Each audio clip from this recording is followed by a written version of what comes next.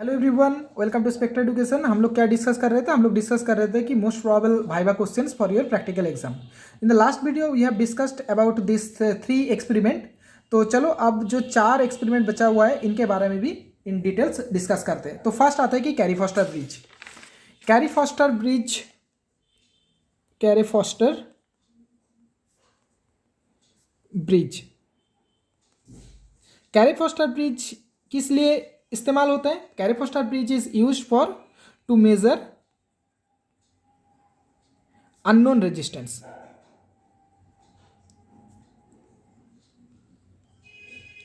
Unknown resistance को measure करने के लिए यूज होता है ना। और ये एक मीटर ब्रिज ही होता है। Basically it is nothing but a metre bridge. Metre bridge का एक मॉडिफाइड वर्सन है और ये बहुत ही सेंसिटिव होता है। इसका जो सेंसिटिविटी मीटर ब्रिज से बहुत हाई होता है। मीटर ब्रिज में क्या परेशानी रहते हैं इन डिटेल्स बाद में डिस्कशन करेंगे थोड़ा बहुत, क्योंकि एग्जाम में ये भी पूछता है कि क्यों मीटर ब्रिज क्यों नहीं यूज होता है, why Carey Foster bridges are needed. ठीक है, उससे पहले देख लेते हैं कि किस तरह की क्वेश्चंस पूछा जाता है? तो देखो, फर्स्ट होता है कि थोड़ा अगर याद करोगे कि 4 गैप होता है इस तरह की, जो एक्सपेरिमेंटल सेटअप होता है ना, एक्सपेरिमेंटल सेटअप इस तरह की कुछ होते हैं। यहाँ पे एक गैप होता है, ये बीच में एक gap, so third gap and then एक काम करते हैं, यहाँ पे एक गैप बना देते हैं। ठीक है, कोई नहीं, चलो फिर ठीक है। और यहाँ पे दिस टू एंड एक वायर रहते हैं। सो this is the gap 1, this is the gap 2, this is the gap 3 and gap 4 ऐसे होता है। इन दिस वन एक नोन रेजिस्टेंस रहते हैं P, in this one another same resistance रहते हैं कि Q, और हियर एक रेजिस्टेंस होता है कि X, और यहाँ पे एक रेजिस्टेंस होता है कि Y। ये होता है एक। और फ्रॉम देयर एक गैल्वेनोमीटर रहते हैं, गैल्वेनोमीटर से एक जॉकी रहते हैं जो कि jockey can move over this wire. और ये वायर होता है एक मैंगनीन वायर होता है। तो बेसिकली क्या करते हैं कि एक्स एंड वाई में एक होता है अननोन और दूसरा होता है कि variable resistance, and from there we will basically measure the what is the unknown resistance. तो फर्स्ट क्वेश्चन क्या पूछ सकते हैं कि what is the working formula for this Carey Foster bridge. Working formula अगर मान लो कि एक्स इज अननोन रेजिस्टेंस, तो X is equal to Y plus rho L2 minus L1, और बेसिकली L2 डिफरेंस L1 होता है। तो इनमें से जो बड़ा होगा उससे छोटा को हम लोग सब्सट्रैक्ट करेंगे। तो x क्या है? x is the unknown resistance, y is the variable resistance, rho क्या है? रो गलती हो जाता है, कोई कोई बोलते हैं रेजिस्टिविटी। रेजिस्टिविटी नहीं है, it is resistance per unit length. Unit length, resistance per unit length किसका? ये जो वायर है ना, इस वायर की रेजिस्टेंस पर यूनिट लेंथ। ये अगर 100 सेंटीमीटर की वायर है तो इसका 1 सेंटीमीटर में कितना रेजिस्टेंस होगा वो होता है कि रो। तो इसलिए in this experiments there are 2 table. First table में हम लोग रो निकालते हैं और सेकंड टेबल में हम लोग क्या करते हैं कि अननोन रेजिस्टेंस निकालते हैं। ठीक है, तो चलो, तो रो होता है L2 L1 क्या होता है? ये जो जॉकी जहां टच करता है ना, एक स्केल लगा रहता है, इसके ऊपर एक स्केल रहता है। From that scale, from this left end, where is this jockey, मतलब जहां तुम्हें एक बैलेंस कंडीशन मिलेगा इस कोई, ये जो गैल्वेनोमीटर है, गैल्वेनोमीटर में जिस डिस्टेंस में कोई डिफ्लेक्शन नहीं मिलेगा उस डिफ्लेक्शन को रिकॉर्ड करते हैं। फिर एक्स एंड वाई को क्या करते हैं? एक्स को इधर लेके आते हैं, वाई को इधर लेके आते हैं, फिर और एक मेजर करते हैं कि जहां हमें डिफ्लेक्शन नहीं मिलेगा। ये सब कर चुके हो प्रैक्टिकल के ड्यूरिंग। ठीक है, तो अब ये सब शायद this are familiar to you. So this is the working formula for unknown, to measure the unknown resistance using this Carey Foster bridge experiment. अब एक क्वेश्चन तो ये हो गया। दूसरा क्वेश्चन क्या पूछ सकते हो कि ये किस प्रिंसिपल के ऊपर बेस्ड करके बनाया था? ये व्हीटस्टोन ब्रिज, ये व्हीटस्टोन ब्रिज जो प्रिंसिपल है उसके ऊपर डिपेंड करके ये कैरी फॉस्टर ब्रिज काम करते हैं। तो व्हीटस्टोन ब्रिज से भी पूछ सकते हैं कि थर्ड क्वेश्चन कि व्हीटस्टोन ब्रिज ड्रॉ करके दिखाओ। व्हीटस्टोन ब्रिज में बेसिकली क्या होता है? 4 रेजिस्टेंस होता है। ठीक है, ऐसे 4 रेजिस्टेंस होता है। ये P, this is Q, this is R, this is S, और ये बाहर से एक बैटरी एक स्विच रहते हैं, स्विच के द्वारा स्विच को अगर कनेक्ट करोगे तो यहाँ से करंट फ्लो होगा। और यहाँ पे क्या होता है कि एक गैल्वेनोमीटर रहते हैं, ठीक है। जब ये दोनों ब्रांच में सेम करंट फ्लो करेगा there will be no deflection, जिसको हम लोग नल पॉइंट कहते हैं। और इन दिस नल सिचुएशन क्या होगा, what is the condition for null point, P by Q is must be R by S. So P by Q is equal to R by S. ये this is the condition for null point, और ये होता है व्हिटस्टोन bridge की principal. इन तीनों में P known होगा, Q known होगा, R अगर नोन है तो from there you can find out the S। तो सेम प्रिंसिपल यहाँ पे यूज होता है, लेकिन ये बहुत सेंसिटिव होता है, बहुत एक्यूरेट होता है कंपेयर टू सिंपल व्हिटस्टोन ब्रिज, ठीक है। मीटर ब्रिज में भी यही होता है। मीटर ब्रिज में क्या होता है, ये एंड जो होता है ना, and resistance R very effective for your measurement. तो ये एंड रेजिस्टेंस को नेग्लिजिबली स्मॉल कर देते हैं कैरी फॉस्टर ब्रिज डिजाइन में, तो इसलिए Carey Foster bridge is much more effective compare to the metre bridge. तो ये होता है व्हिटस्टोन ब्रिज, इसके बारे में भी पूछ सकते हैं। और तीसरा होता है कि देखो कि when we are performing our experiment, हम लोग क्या करते हैं कि ये जो P और Q को सेम रखते हैं, मतलब इनका जो रेशियो होता है ना 1:1 होता है। तो क्या इनको अलग रेशियो यूज कर सकते हैं, जैसे P को मैं जैसे मान लो 2 ओम ले लिया और Q को हम लोगों ने मान लो कि 1 ओम ले लिया, क्या ये काम करेगा? नहीं करेगा, क्योंकि जब ये इसका रेशियो चेंज कर दोगे ना, जहाँ लो रेजिस्टेंस होगा, जैसे Q इस डायरेक्शन में इसका नाल पॉइंट, इस एंड में नाल पॉइंट, मतलब अगर x भी 0 है y भी 0 है तो नाल पॉइंट तुम्हें इस एंड में पहुंच जाएगा। तो जब ये x y के वैल्यू डालोगे ना, तब ये तुम्हें नाल पॉइंट मिलेगा ही नहीं। तो इसलिए ज़्यादातर क्या होता है कि P Q को लगभग ऑलमोस्ट सेम रखो, जाकि नियरली इक्वल टू 1:1 रेशियो हो। ये भी पूछते हैं कभी कभार क्वेश्चन में।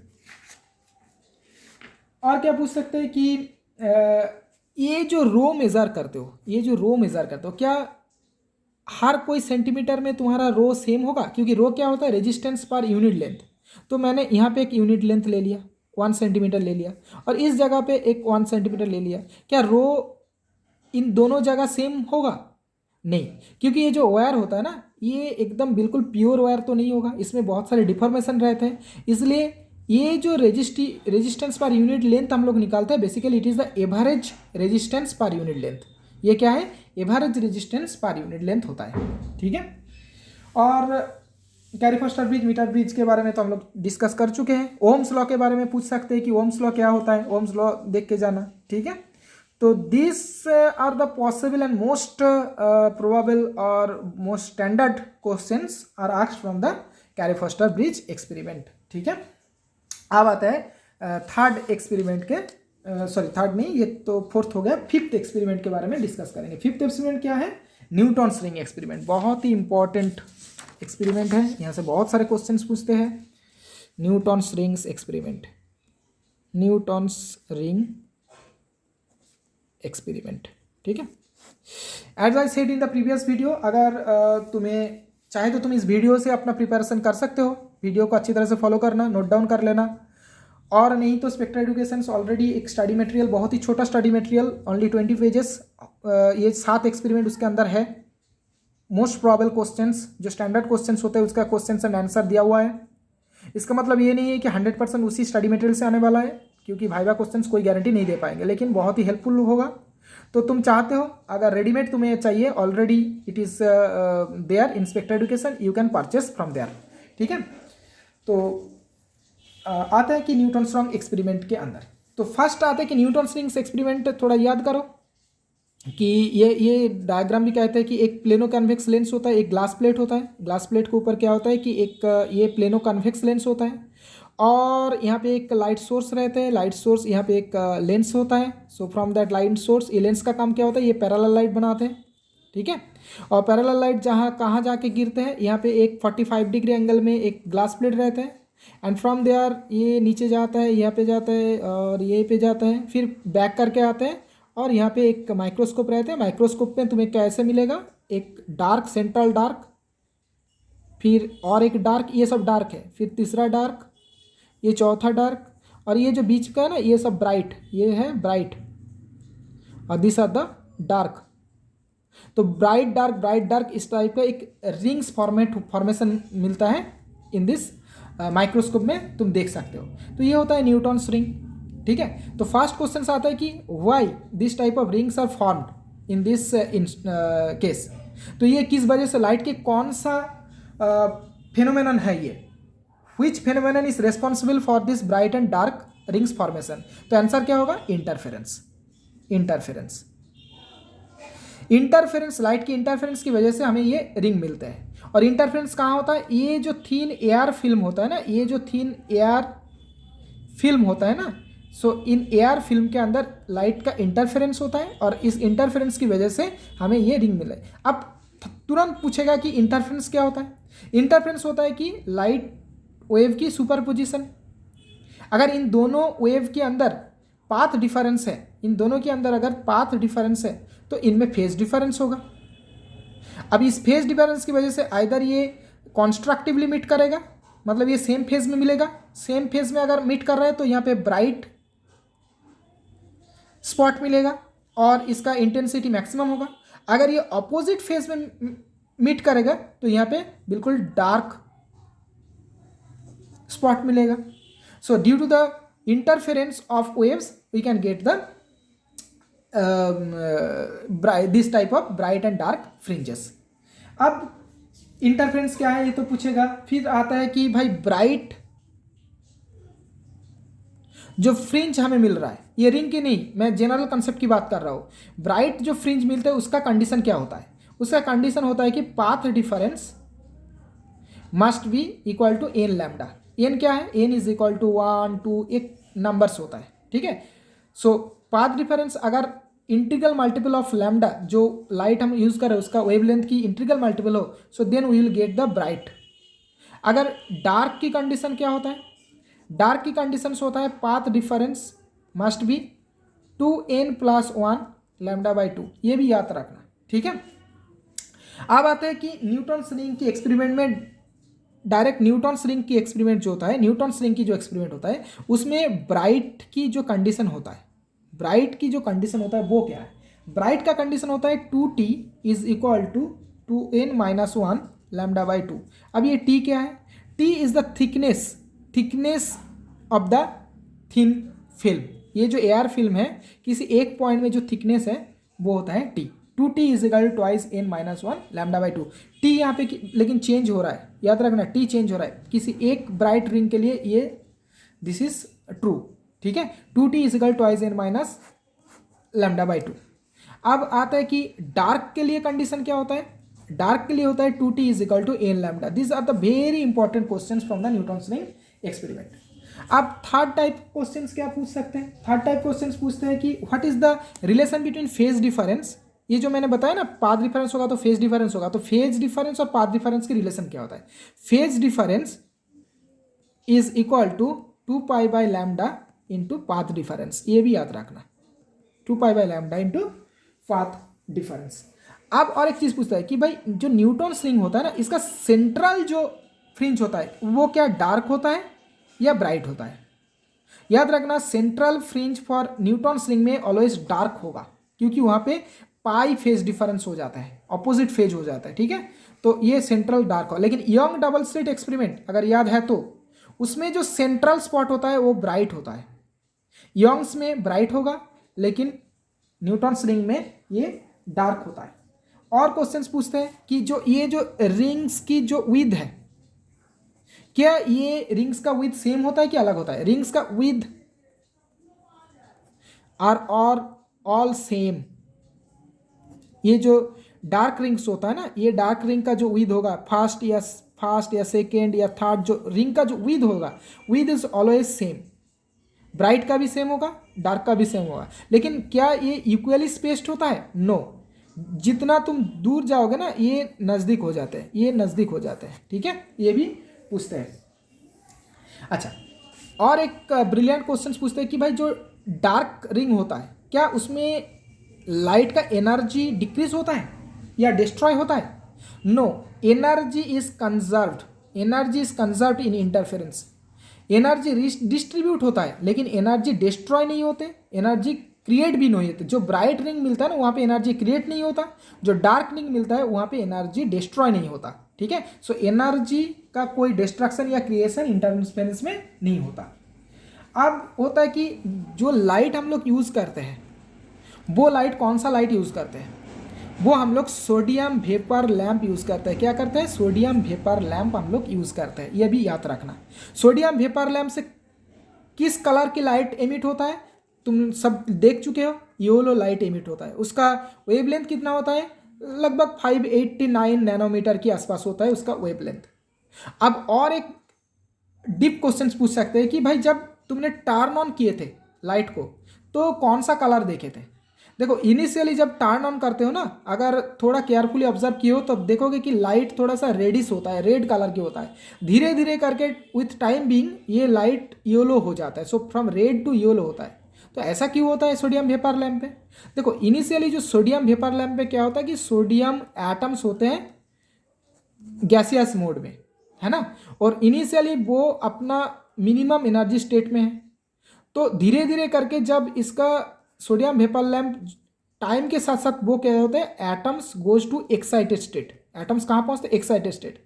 जब ये एक्साइटेड स्टेट में पहुँचते हैं ना तो उसका एनर्जी बढ़ जाता है, तो उससे जो लाइट निकल के आते हैं वो येलो लाइट में बदल जाता है, क्योंकि येलो लाइट की एनर्जी रेड लाइट से हाई होता है। ठीक है, तो इस टाइप का क्वेश्चन पूछ सकते हैं न्यूटन्स रिंग एक्सपेरिमेंट से। और पूछते हैं कि भाई वर्किंग फार्मूला क्या है, क्या निकालना चाहते हो न्यूटन्स रिंग एक्सपेरिमेंट में?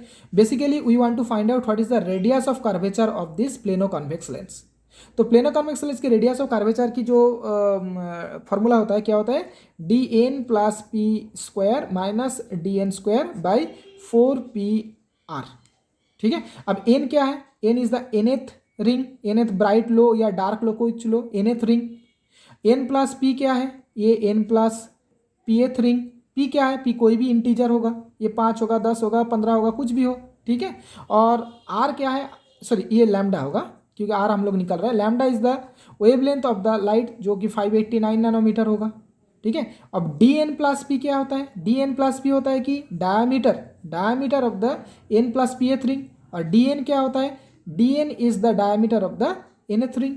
ठीक है, ये सब कर लोगे तो you will get the radius of curvature. Radius of curvature within 200 centimetre के अंदर ही होता है। ठीक है, अपने जो मिला है उतना ही आंसर दे देना।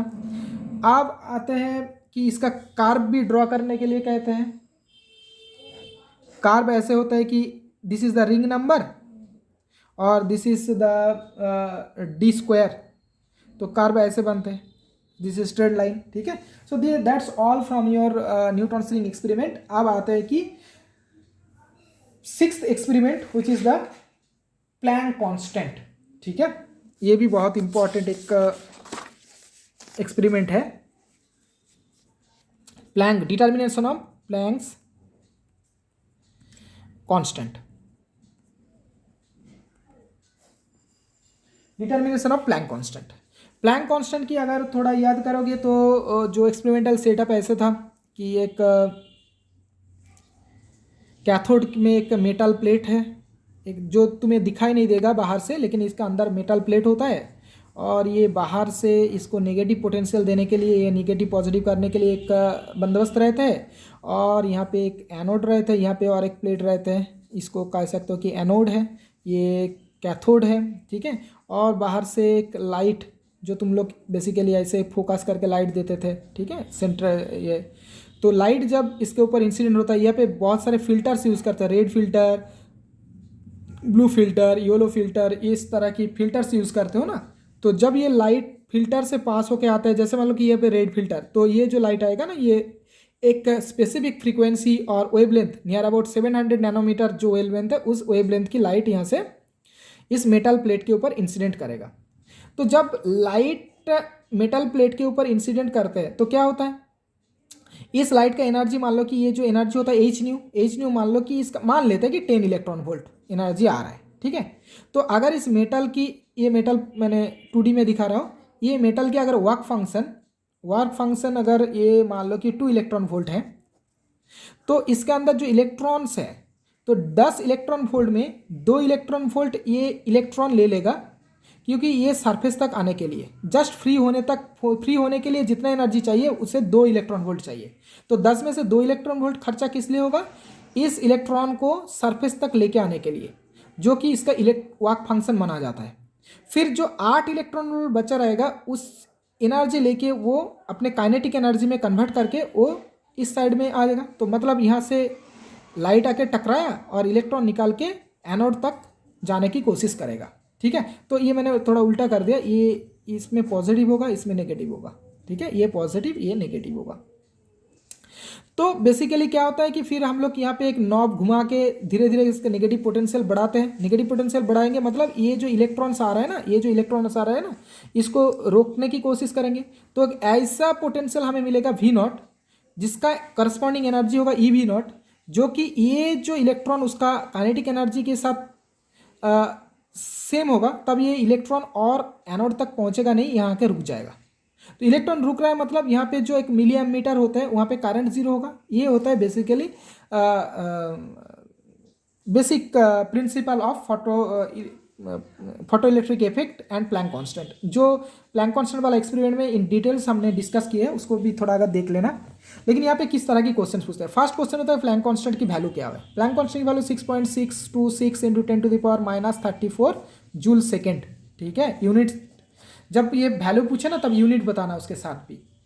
तो ये होता है प्लैंक कांस्टेंट की यूनिट होता है। ये किस प्रिंसिपल के ऊपर डिपेंड करते हैं, ये फोटो इलेक्ट्रिक इफेक्ट होता है। फोटो इलेक्ट्रिक इफेक्ट अब पूछेगा कि फोटो इलेक्ट्रिक इफेक्ट क्या है। देखो फोटो इलेक्ट्रिक इफेक्ट या कुछ भी हो, ये स्टडी मटेरियल्स में इन डिटेल्स डिस्कस किया हुआ है और मैंने भी अभी डिस्कस भी कर चुका हूँ इस वीडियो में।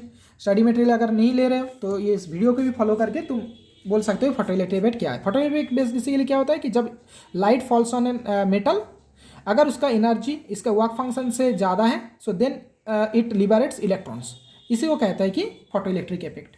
अब फोटो इलेक्ट्रिक इफेक्ट होने की कंडीशन क्या है, जो एनर्जी आ रहा है hν of the light must be greater than the work function, जिसको हम लोग फाई बोलते हैं, इससे ज़्यादा होना चाहिए। ठीक है, फोटो इलेक्ट्रिक इफेक्ट लाइट का कौन सा नेचर को आइडेंटिफाई करते हैं, पार्टिकल नेचर को। लाइट इज अ पार्टिकल, इस नेचर को आइडेंटिफाई करते हैं photo electric effect. Photo electric effect की बहुत सारे कंडीशंस होते हैं, मतलब उसका रिजल्ट्स भी होते हैं। जैसे जो फोटो करंट होता है, जो फोटो करंट वो अपने इंटेंसिटी की प्रोपोर्शनल होता है। ठीक है, लेकिन जो एनर्जी होता है वो फ्रीक्वेंसी की प्रोपोर्शनल होता है। इस तरह की बहुत सारे पॉइंट्स हैं, ऑलरेडी क्लास 12 में पढ़ चुके हो। मैं इंपॉर्टेंट क्वेश्चंस के बारे में बताऊंगा अभी। अब आता है कि ये जो फोटोन क्या होता है। फोटोन होता है कि लाइट की पार्टिकल, ये होता है लाइट की quantum particle, quantum light quantum particle और light quanta, basically quantum particle. एक फोटोन की एनर्जी कितना होता है, hν होता है। एक फोटोन की एनर्जी hν होता है। अब आते हैं कि स्टॉपिंग पोटेंशियल क्या है। Stopping potential we have just discussed. देखो यहाँ पे हम लोग क्या कर रहे हैं कि नेगेटिव पोटेंशियल दे रहे हैं, तो जिस पोटेंशियल की वजह से हमें कोई इलेक्ट्रॉन एनोड तक नहीं पहुंचेगा, मिनिमम जिस पोटेंशियल की वजह से कोई भी इलेक्ट्रॉन एनोड तक नहीं पहुंचेगा और उसके रिजल्ट में फोटो करंट हमें कुछ नहीं मिलेगा, दिस पोटेंशियल को हम लोग कहते हैं कि stopping potential. Basically stopping potential क्या कर रहा है, इस इलेक्ट्रॉन को स्टॉप करवा रहा है। ठीक है, ये होता है stopping potential. These are the very standard questions. अब आते हैं कि what is the working formula for your experiment. Working formula देखो याद करो, V0 is equal to h/e nu minus φ/e। ये होता है कि working formula for this experiment. अगर ये V0 क्या है, V0 स्टॉपिंग पोटेंशियल, फाई क्या है वर्क फंक्शन, ई क्या है इलेक्ट्रॉनिक चार्ज 1.6 × 10⁻⁻⁸, एच क्या है प्लैंक कांस्टेंट, ई इलेक्ट्रॉनिक चार्ज, न्यू क्या है फ्रीक्वेंसी ऑफ द लाइट। अब ग्राफ कैसे बनते हैं, अलॉन्ग दिस डायरेक्शन न्यू और along this direction stopping potential. Different new मतलब जब रेड यूज़ कर रहे हो, ब्लू यूज़ कर रहे हो, ग्रीन यूज़ कर रहे हो, ऑरेंज लाइट यूज़ कर रहे हो, हर किसी अलग अलग के लिए अलग अलग न्यू होगा। और इसके वजह से जो तुम्हें मिलेगा इस तरह की एक स्ट्रेट लाइन मिलता है। और फ्रॉम दैट स्ट्रेट लाइन ये जो स्लोप होगा ना, ये होगा डेल्टा V0 और ये होगा डेल्टा न्यू। ये जो slope that is delta V0 by delta nu, ये हमें बेसिकली इट इज़ h/e। तो ये स्लोप को मेजर कर लो, from there h/e is equal to slope और from there h is equal to e into slope कर दोगे, तो then you will find what is the value of the Planck constant. और ये जो इंटरसेप्ट होता है, ये जो इंटरसेप्ट होता है, इंटरसेप्ट बेसिकली ये φ/e, तो इंटरसेप्ट जो होता है इट इज φ/e। अब phi work function is equal to e into intercept. तो देन वही देखो कि जो मटेरियल मेरे यूज हो रहा है उसका वर्क फंक्शन क्या है ये यहाँ से मिल जाएगा, और Planck constant from that relation we can find out that one. So these are the very simple and very important experiment. So this type of questions may be asked in your viva sections. अब last जो experiment 4 probe experiment उसके बारे में भी little bit मैं discuss करूंगा अभी. 4 probe basically जो एक्सपेरिमेंट है to determine the band gap, to determine the band gap, yes basically band gap Eg, and how the resistivity यहाँ पे resistivity rho is resistivity is changing with temperature. Temperature के साथ किसी भी semiconducting material, जैसे हम लोग यहाँ पे कौन सा मटेरियल यूज करते हैं, जार्मेनियम को अगर हीट करोगे तो इसका टेम्परेचर इंक्रीज होगा. टेम्परेचर इंक्रीज से क्या इसका रेजिस्टिविटी चेंज होगा. तो ये हम लोग मेजर करते हैं in this using the 4 probe setup, और वहीं से हम लोग इसका जो बैंड गैप एनर्जी वो भी डिटरमाइन करते हैं. तो बेसिकली बहुत सारे सेमीकंडक्टर रिलेटेड क्वेश्चंस पूछा जा सकता है फ्रॉम दिस एक्सपेरिमेंट. पहले तो पूछ सकते हैं कि भाई व्हाट इज सेमीकंडक्टर. सेमीकंडक्टर क्या है? सभी को पता है कि सेमीकंडक्टर एक ऐसा मटेरियल है जिनका conductivity, electrical conductivity in between metal and insulator. Metal and insulator की बीच में इसका इलेक्ट्रिकल कंडक्टिविटी होता है.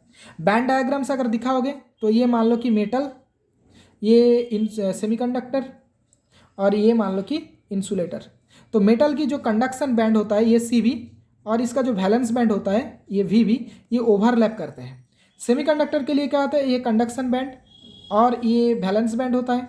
तो इनमें एक energy difference EG band gap जिसको हम लोग कहते हैं, और 0 केल्विन में कंडक्शन बैंड में कोई इलेक्ट्रॉन्स नहीं रहते सेमीकंडक्टर में, लेकिन वैलेंस बैंड में फील्ड रहते हैं इलेक्ट्रॉन्स. अगर थोड़ा सा हीट करोगे तो वैलेंस बैंड से कंडक्शन बैंड में इलेक्ट्रॉन्स पहुंच जाते हैं. इंसुलेटर में क्या होता है, इंसुलेटर में भी सेम केस होता है, ये कंडक्शन बैंड और ये होता है कि वैलेंस बैंड, लेकिन इसका जो बैंड गैप होता है ये हाई होता है. ठीक है. और इंसुलेटर में भी नॉर्मल टेम्परेचर या 0 केल्विन में कोई भी इलेक्ट्रॉन तुम्हारे कंडक्शन बैंड में नहीं मिलेगा, वैलेंस बैंड बिल्कुल भरा रहता है. और इसका जो बैंड गैप होता है ये नियर अबाउट 0.1 इलेक्ट्रॉन वोल्ट से लेके 1 इलेक्ट्रॉन वोल्ट तक होता है. इसका जो बैंड गैप होता है इसका 3 इलेक्ट्रॉन वोल्ट से लेके लगभग 5 इलेक्ट्रॉन वोल्ट तक होता है. इसका जो बैंड गैप, इतना एनर्जी अगर दे दोगे तो इलेक्ट्रॉन्स पहुंच सकते हैं कंडक्शन बैंड में. जैसे सेमीकंडक्टर की एग्जांपल क्या होता है कि सिलिकॉन होता है. सिलिकॉन का बैंड गैप क्या होता है, 1.1 इलेक्ट्रॉन वोल्ट. जर्मेनियम होता है, इसका होता है 0.7 और 0.76 इलेक्ट्रॉन वोल्ट होता है इसका बैंड गैप. ठीक है. और भी एग्जांपल होता है, जैसे गैलियम आर्सेनाइड होता है, कैडमियम सेलेनाइड होता है, इंडियम फॉस्फाइड होता है. ठीक है. This are the example of semiconductors. तो ये बहुत सारे क्वेश्चन ये भी पूछ सकते हैं कि इसका बैंड डायग्राम दिखाओ, इसको ऐसे करके रिप्रेजेंट करो. ठीक है. और एक कंसेप्ट होता है कि फर्मी एनर्जी वाला कंसेप्ट, बहुत ही इंपॉर्टेंट होता है Fermi energy concept in semiconductor. Fermi energy क्या होता है कि देखो कि ये जो एनर्जी लेवल्स होता है ना, ये एनर्जी लेवल्स, ठीक है. फर्मी एनर्जी लेवल एक ऐसे एनर्जी लेवल होता है जिसके नीचे, ये मान लो कि फर्मी एनर्जी लेवल, जिसके नीचे जितने सारे एनर्जी 2 इलेक्ट्रॉन्स रहेगा, जितने सारे लेवल्स होगा वो कंप्लीटली फिल्ड विथ इलेक्ट्रॉन्स होगा, और इसके ऊपर 0 केल्विन में कोई स्टेट फील्ड नहीं होगा, एम्प्टी रहेगा. सो फर्मी एनर्जी की जो डेफिनेशन होता है कि Fermi energy level is an energy level below of which all energy levels are completely filled. ये होता है Fermi energy level. Fermi energy level को जो डिस्ट्रीब्यूशन फंक्शन है, जो फर्मी डिराक डिस्ट्रीब्यूशन फंक्शन को फॉलो करते हैं, वो क्या है, Fe is equal to 1/e⁻e minus EF by KBT plus 1. ये डिस्ट्रीब्यूशन फंक्शन, इसको ड्रॉ करने के लिए भी कहते हैं, ये भी याद रखो. Along this direction energy, along this direction Fe, तो ये ऐसे होता है. ठीक है. अप टू EF बिल्कुल इसका वैल्यू 1 होता है, और EF के बाद ये फंक्शन की वैल्यू 0 हो जाता है. ये होता है एट 0 केल्विन टेम्परेचर में फर्मी डिस्ट्रीब्यूशन फंक्शन एनर्जी के साथ कैसे वैरी होता है ये दिखाता है. अब आते हैं अपने एक्सपेरिमेंट में। अपना एक्सपेरिमेंट का वर्किंग फार्मूला क्या होता है, rho is equal to A exponential E G by twice K V T. ये होता है रेजिस्टिविटी। रेजिस्टिविटी चीज क्या होता है ये भी पूछते हैं, रेजिस्टिविटी क्या होता है। देखो from the Ohm's law V is equal to I R, we all know that one. और R क्या है, रेजिस्टेंस। R का और एक रिलेशन क्या होता है, R is proportional to L by A. L is the length of the resistance and A is the cross sectional area, ठीक है। So R is equal to basically rho L by A. ये जो रो है proportionality constant, इसको हम लोग resistivity कहते हैं। तो रेजिस्टिविटी बेसिकली क्या होता है, resistivity is resistance per unit length per unit area होता है रेजिस्टिविटी। रेजिस्टिविटी किसी मटेरियल के लिए कांस्टेंट होता है, लेकिन ये टेम्परेचर के साथ चेंज होता है। कैसे चेंज हो रहा है, देखो जब टेम्परेचर इंक्रीज करेगा तो रेजिस्टिविटी एक्सपोनेंशियली डिक्रीज करेगा, ये भी पूछते हैं। और जो हम लोग ड्रॉ करते हैं ना तुम्हारे फ्लोर प्रोब एक्सपेरिमेंट में, along this direction 1000 by T in kelvin inverse करते हो, और along this direction log base e rho. ये कैसे होता है, एक ऐसे करके कार्व होता है। मतलब देखो ये नीचे टी है, इसका मतलब ये जो लोअर टेम्परेचर डायरेक्शन, ये लोअर टेम्परेचर डायरेक्शन, और ये इस डायरेक्शन हायर टेम्परेचर। मतलब जब ये इस अलोंग दिस एक्सिस मूव करोगे ना, तो लो टू हाई मूव करोगे, टेम्परेचर इज हाई हियर। तो देखो जब यहाँ पे हो तो temperature is very low, resistivity is high. फिर थोड़ा सा टेम्परेचर इंक्रीज करोगे तो रेजिस्टिविटी पहले थोड़ा इंक्रीज होता है। ये क्यों होता है, क्योंकि ड्यू टू सम इम्प्योरिटीज की वजह से ये रेजिस्टिविटी पहले हाई होता है। फिर उससे ज़्यादा इंक्रीज करोगे तो देखो इसका रेजिस्टिविटी डिक्रीज हो रहा है। ये रेजिस्टिविटी क्यों डिक्रीज होता है, जब टेम्परेचर इंक्रीज करते हो रेजिस्टिविटी क्यों डिक्रीज होता है, ये थोड़ा बैंड डायग्राम से समझ लो। देखो ये कंडक्शन बैंड है और ये वैलेंस बैंड है। तो इन 0 केल्विन में क्या होता है, वैलेंस बैंड तो कंप्लीटली इलेक्ट्रॉन से फील्ड होता है, लेकिन ये कंडक्शन बैंड बिल्कुल खाली होता है। कंडक्शन बैंड खाली मतलब ये जो हमारा सेमीकंडक्टर, इसमें कोई करंट फ्लो नहीं होगा, क्योंकि करंट फ्लो कंडक्शन इलेक्ट्रॉन्स की वजह से होता है। लेकिन जब टेम्परेचर इंक्रीज करते हो, मतलब जब हीट देते हो, 2-4 क्या होता है, 2-4 इलेक्ट्रॉन कंडक्शन बैंड में पहुंच जाते हैं। ये रूम टेम्परेचर में भी ऐसे होते हैं, बहुत सारे इलेक्ट्रॉन्स वैलेंस बैंड से कंडक्शन बैंड में पहुंच जाते हैं ड्यू टू द हीट और टेम्परेचर की वजह से। तो इसलिए क्या होता है कि जब टेम्परेचर इंक्रीज करते हो तो इसमें कंडक्शन इलेक्ट्रॉन्स ज़्यादा होते हैं। कंडक्शन इलेक्ट्रॉन्स ज़्यादा होने की वजह से कंडक्टिविटी हाई हो जाता है, जिसको सिग्मा कहते हैं। कंडक्टिविटी अगर हाई होगा तो रेजिस्टिविटी डेफिनेटली डिक्रीज करेगा, ठीक है। लेकिन ये देखो लॉग रो, इसलिए ये स्ट्रेट लाइन हुआ है। लेकिन अगर रो को मतलब टी से रो को करोगे ना तो ये ऐसे एक्सपोनेंशियली डिक्रीज करते हैं। तो टेम्परेचर हाई करोगे तो रेजिस्टिविटी डिक्रीज होगा। मेटल के लिए उल्टा होता है, टेम्परेचर इंक्रीज करोगे तो उसका रेजिस्टेंस भी इंक्रीज होता है। क्यों होता है, थोड़ा खुद समझ सोच लेना, ठीक है। तो और कुछ शायद अच्छा 4 प्रोब की सेटअप के बारे में पूछते हैं। देखो जो सैंपल होता है ना, ये सैंपल होता है, 4 प्रोब्स होता है, 4 प्रोब्स ऐसे होता है। ये सैंपल होता है, ये जार्मेनियम सैंपल होता है।